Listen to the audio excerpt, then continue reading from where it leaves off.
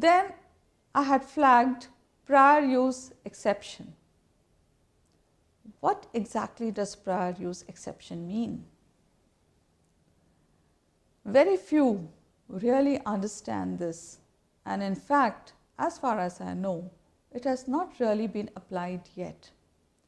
If you come across a case law in which this has been applied by the courts, it will be very good if you share it back with the entire team. Now, to talk about the prior use exception.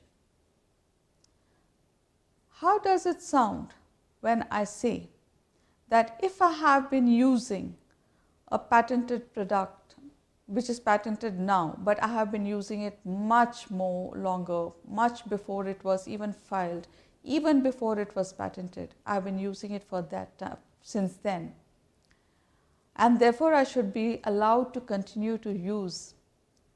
Do you think it makes any sense under the Patent Act? Is it logical? Normally, it would not be deemed logical due to two reasons. One, novelty is one of the main criteria of patentability. And if somebody has been using an invention even before it was filed or before it was granted, it cannot logically be done.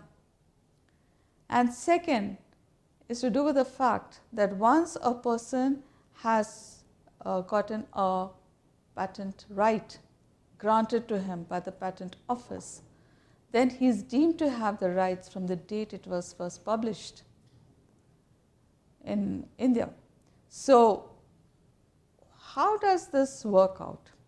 This works out due to what is known as the historical precedents that we have built into the Indian Patent Act.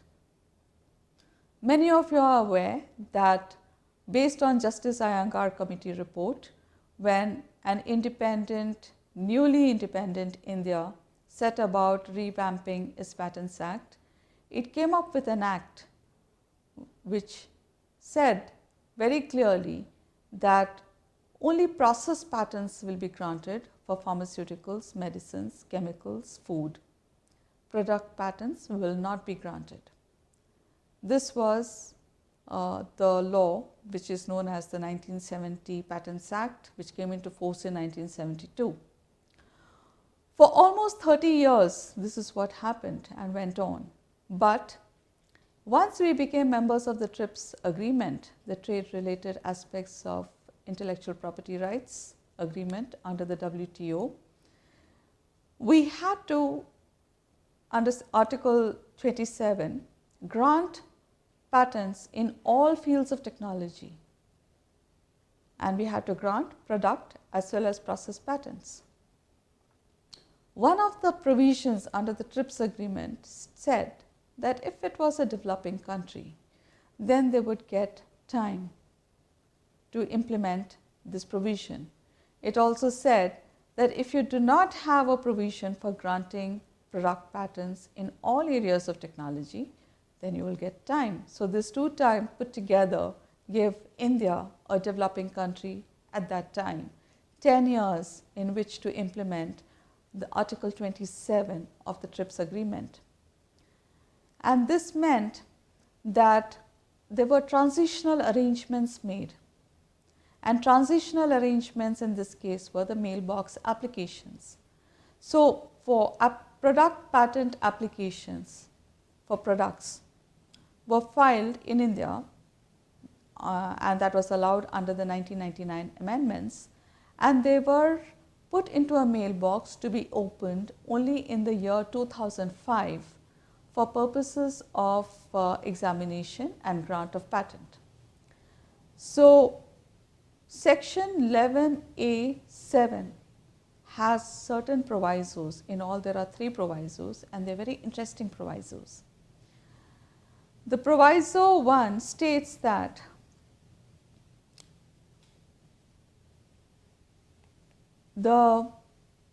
provided that the rights of a patentee in respect of applications made under subsection 2 of section 5 before the first day of January 2005 shall accrue from the date of grant of the patent, not from the date of the publication, but from the date of the grant of the patent.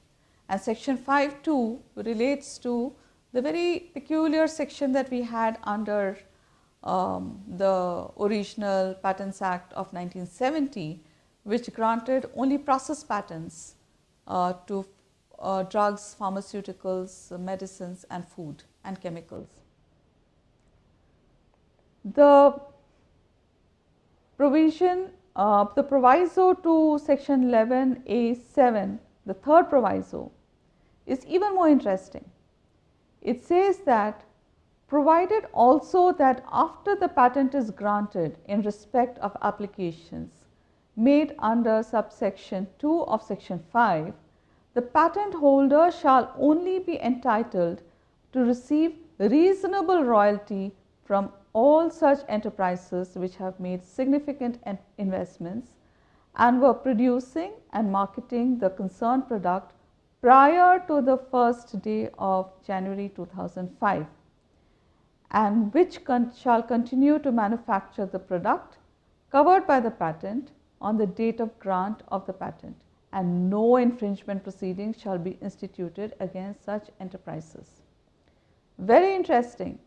So, this particular proviso to section 11A(7) states that if I was manufacturing a drug on which a patent application had been filed under section 5(2), and I had set up factories to manufacture this before the first day of January 2005, then even after the patent is granted to the rightful patent owner, he cannot bring a case of infringement against me. Instead, I would have to pay him reasonable royalties, and I can continue with the right to work that particular invention. The last one is exhaustion of patent rights, and this is enshrined in section 107(a)(b). This was also introduced in the Patents Amendment Act of 2002, and it very clearly said that if you import patented product and any person imports it from a person who is duly authorized under the law to produce and sell or distribute the product, it shall not be considered as an infringement of patent right. Why does it say so? Because there is something known as the principle, the doctrine of exhaustion, or the first sale doctrine. The rationale is that when a patent holder has already reaped the benefits conferred by the patent, then he has finished his rights in that particular patent, and he cannot extend that right indefinitely to further sale. Thank you.